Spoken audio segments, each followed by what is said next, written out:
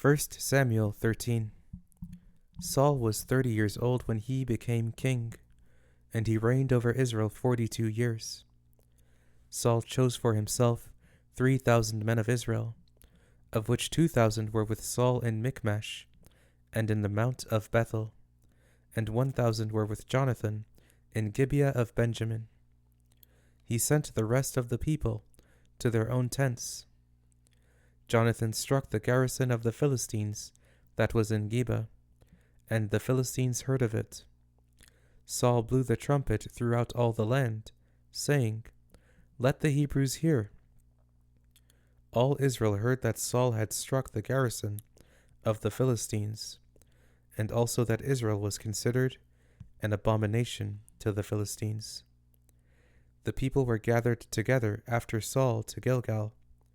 The Philistines assembled themselves together to fight with Israel, 30,000 chariots, 6,000 horsemen, and people as the sand which is on the seashore in multitude.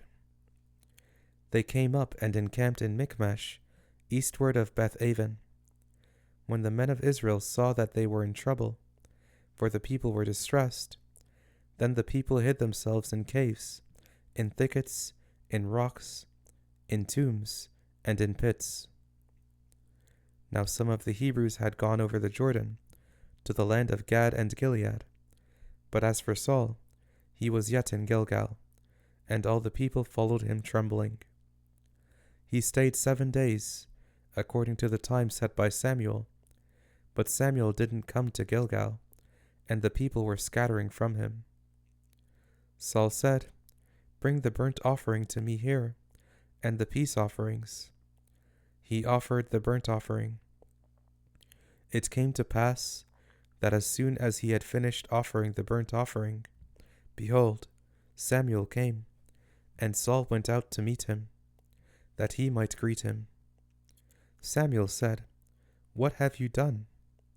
Saul said, "Because I saw that the people were scattered from me, and that you didn't come within the days appointed, and that the Philistines assembled themselves together at Michmash. Therefore I said, now the Philistines will come down on me to Gilgal, and I haven't entreated the favor of Yahweh. I forced myself, therefore, and offered the burnt offering." Samuel said to Saul, "You have done foolishly. You have not kept the commandment of Yahweh your God, which he commanded you. For now Yahweh would have established your kingdom on Israel forever. But now your kingdom will not continue.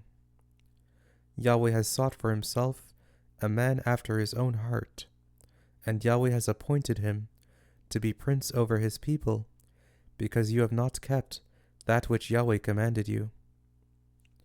Samuel arose and went from Gilgal to Gibeah of Benjamin.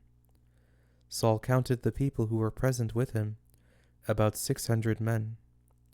Saul and Jonathan his son, and the people who were present with them, stayed in Gibeah of Benjamin, but the Philistines encamped in Michmash. The raiders came out of the camp of the Philistines in 3 companies. One company turned to the way that leads to Ophrah, to the land of Shual. Another company turned the way to Beth-horon, and another company turned the way of the border that looks down on the valley of Zeboim toward the wilderness. Now there was no blacksmith found throughout all the land of Israel. For the Philistines said, "Lest the Hebrews make themselves swords or spears."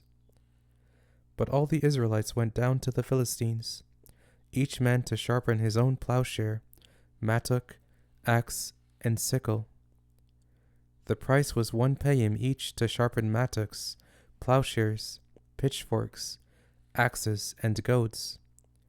So it came to pass, in the day of battle, that neither sword nor spear was found in the hand of any of the people who were with Saul and Jonathan, but Saul and Jonathan his son had them. The garrison of the Philistines went out to the pass of Michmash.